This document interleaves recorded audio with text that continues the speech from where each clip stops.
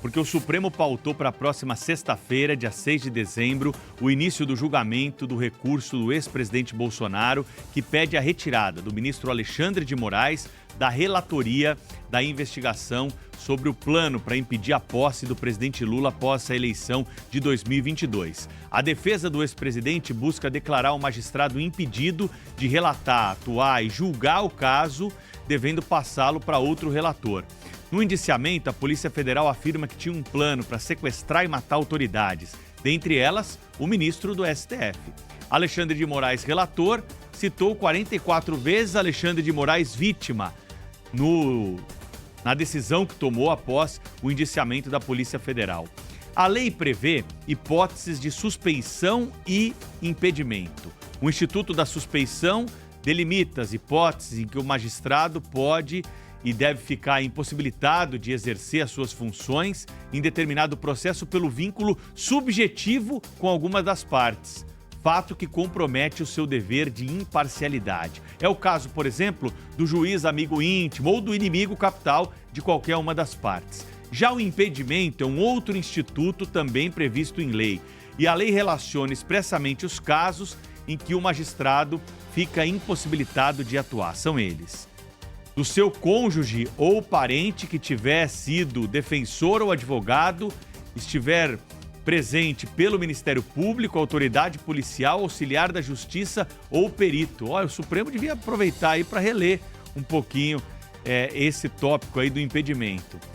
Se ele próprio houver desempenhado qualquer uma das funções ou servido como testemunha, se tiver funcionado como juiz de outra instância, pronunciando-se sobre o fato e sobre o direito que está em questão. E se o próprio ou seu cônjuge ou parente for parte diretamente interessado do feito, né? Vocês devem estar se lembrando de alguns julgamentos recentes do Supremo e pensando como esse ministro participou disso, como aquele ministro participou daquilo, se ele esteve envolvido na causa. Pois bem, a lei é uma coisa, a prática é outra, como a gente vê em alguns casos. Convenhamos, né, gente, que não precisava nem estar na lei. Basta você seguir os princípios gerais de direito e ver que o ministro Alexandre de Moraes deveria se considerar suspeito nesse processo que trata da tentativa de um golpe de Estado e do assassinato dele mesmo.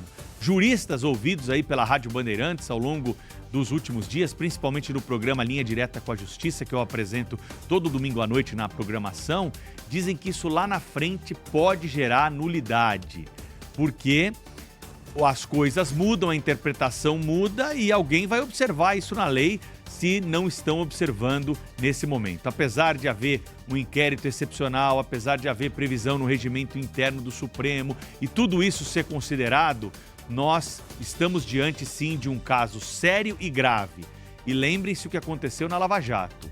Tudo aconteceu, os crimes foram provados, mas tudo foi destruído depois e nada teve as suas consequências até o fim das condenações, justamente porque não foram observados esses critérios previstos aí para uma justiça séria no Estado democrático de direito. É muito grave que nós tenhamos esse protagonismo e esse sentimento de estrela, né, que muito permeia a vaidade de algumas autoridades que acabam não observando a letra da lei, esses critérios, e lá na frente, mesmo que possa ficar confirmado esse episódio, nós possamos não ter a punição para todos envolvidos por conta de formalidades do processo legal que não foi seguido.